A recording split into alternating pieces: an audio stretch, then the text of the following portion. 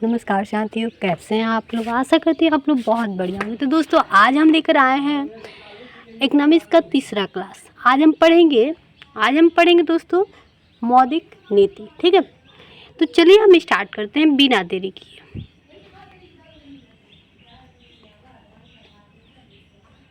यहाँ पे आ रहा है NDTL। क्या होता है? तो मांग और समय देनदारियाँ इसका मतलब होता है। ठीक है, सेविंग मतलब बचत खाता, करेंट मतलब चालू खाता। ठीक है, एक एक चीज़ हम लोग समझेंगे बहुत इत्मीनान से। ठीक है, ये होता है फिक्स डिपॉजिट मतलब सर्वाधिक जमा खाता, और रिकरेंसिंग डिपॉजिट मतलब होता है आवर्ती जमा खाता। ठीक है, आइए हम आगे बढ़ते हैं दोस्तों।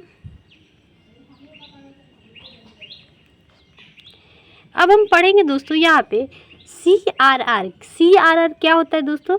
तो नगद आरक्षित अनुपात। ठीक है, RBI के पास रखा जाता है, जो एक वाणिज्य बैंक के कुल जमा राशि के प्रतिशत को संदर्भित करता है। ठीक है, तो ये हो जाता है CRR। ठीक है, अब हम पढ़ेंगे यहाँ पे SLR। ये क्या होता है? तो वैधानिक तरलता अनुपात। इसका होता है फुल फॉर्म स्टेटरी लिक्विड रेडियो। ठीक है, ये होता है वाणिज्य बैंक द्वारा स्वयं बनाए रखा जाता है। इसका मतलब हुआ सोना, नगद सोना। ठीक है, IR में मिलता है।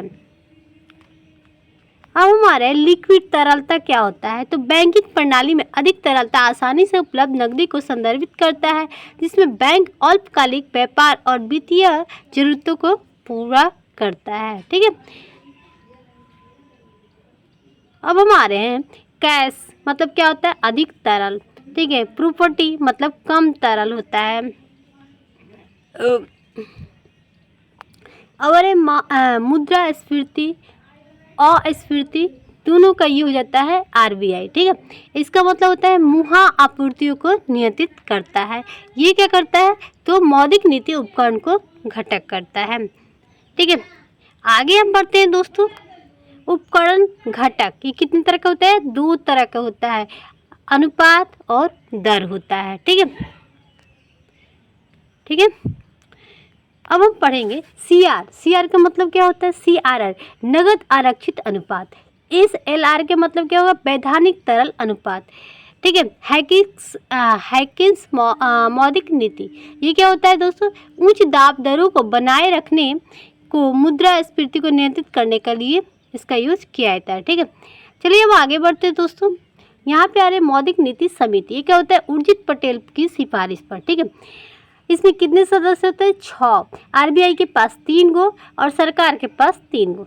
ठीक है, RBI में कौन कौन? गवर्नर होता है, डिप्टी गवर्नर होता है, कार्यकारी अधिकारी होता है। ठीक है, चलिए हम आगे बढ़ते हैं दोस्तों।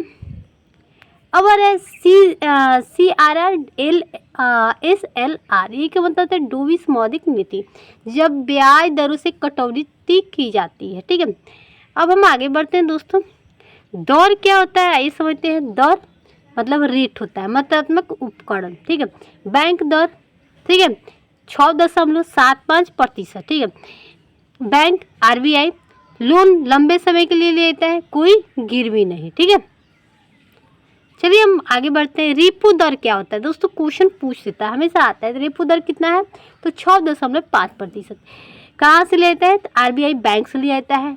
ठीक है, ये क्या होता है रेपो दर? तो कम समय के लिए गिरवी मतलब कम समय के लिए पैसा लिया जाता है। मतलब कोई भी सामान रखा जाता है, गिरवी रखा जाता है, भाई रख दिए, फिर हमारे पास जब पैसा होगा तो हम उसको आकर ले जाएंगे। ठीक है, अब बैंक दर क्या होता है? लंबे समय के लिए। रेपो दर क्या होता है? कम समय के लिए हम किसी चीज़ को गिरवी रखते हैं। ठीक है, उसे हम लोग रेपो दर कहते हैं।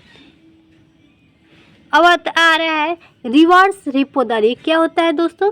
तो RBI बैंक में इसका मतलब ये दर लगाया जाता है RBI बैंक द्वारा। ठीक है, अब हम पढ़ेंगे दोस्तों सीमांत स्थायी सुविधा। ये क्या होता है? तो आपातकालीन स्थिति में RBI से उधार लेना। ठीक है, आपातकालीन मतलब कोई इमरजेंसी पड़ता है तो उस टाइम हम RBI से उधार लेते हैं, वही है सीमांत स्थायी सुविधा। इसमें कितना प्रतिशत होता है? तो 6.75% होता है। ठीक है, आगे बढ़ते हैं दोस्तों। हम एक एक चीज़ बताएंगे जो आपके एग्जाम के लिए बहुत इंपॉर्टेंट होता है। ठीक है, खुला बाजार संचालन क्या होता है? तो मुद्रा आपूर्ति और ब्याज दरों की नियंत्रित करने के लिए फेडरल रिजर्व और सरकारी प्रतिभूतियों को खरीदना और बेचना क्या होता है? खुला बाजार संचालन। ठीक है, ये क्या होता है? तो सरकारी प्रतिभूतियों को बेचना।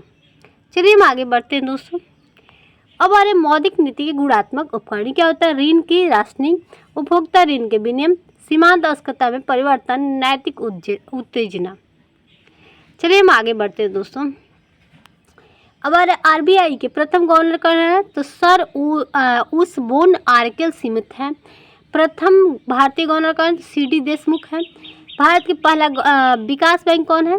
तो ये है भारतीय औद्योगिक वित्त निगम, 1 जुलाई 1948 में हुआ था। ठीक है, चलिए हम आगे बढ़ते हैं।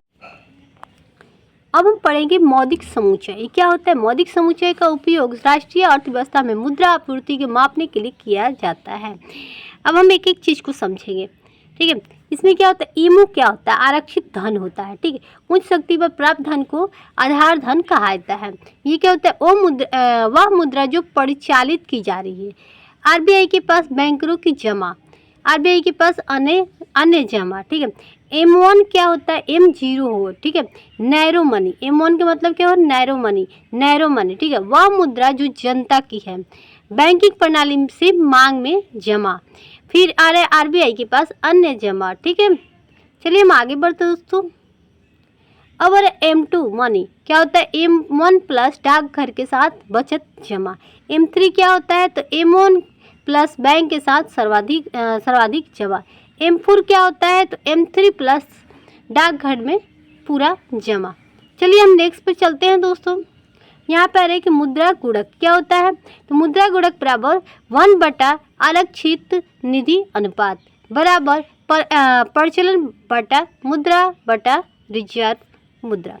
ये क्या होता है? तो प्रत्येक राशि के भंडार में संयोजन में बैंक जो राशि उत्पन्न करता है उसे हम लोग धन गुणक कहा जाता है। चलिए हम आगे बढ़ते हैं दोस्तों। यहाँ पर तरलता के आधार पर M1, M2, M3, M4। ठीक है, अब हम समझेंगे दोस्तों यहाँ पे कि धन का संचालन का वेग क्या होता है।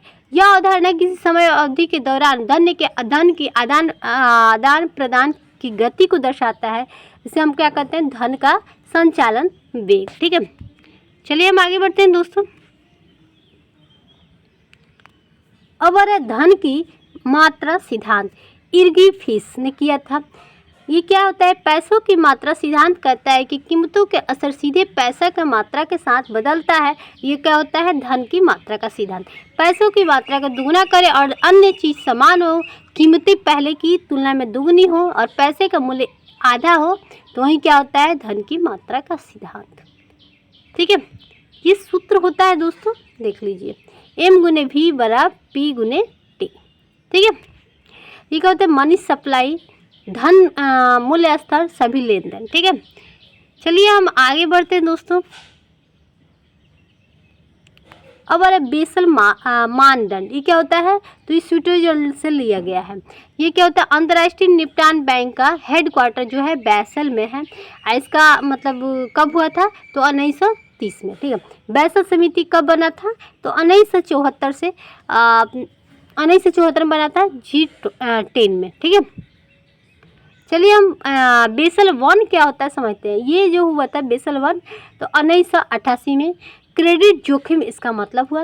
न्यूनतम पूंजी आवश्यकता जोखिम भारतीय परिसंपत्तियों के 8% के रूप में निर्धारित करता है। ठीक है, अब बेसल 2 ये 2004 में बना था। बेसल 3 2008 में बना था। इसमें प्रतिशत 12.9%। ट्राइड 1 ट्राइड 2 के मतलब हुआ कैपिटल के बराबर बेसल मानदंड हुआ। चलिए हम आगे बढ़ते हैं दोस्तों। यहाँ पर यदि सीमांत उपयोग प्रवृत्ति को C दर्शाता है तो सरकारी व्यय गुणक को किस रूप में दर्शाएगा? तो 1/1 - C। ठीक है,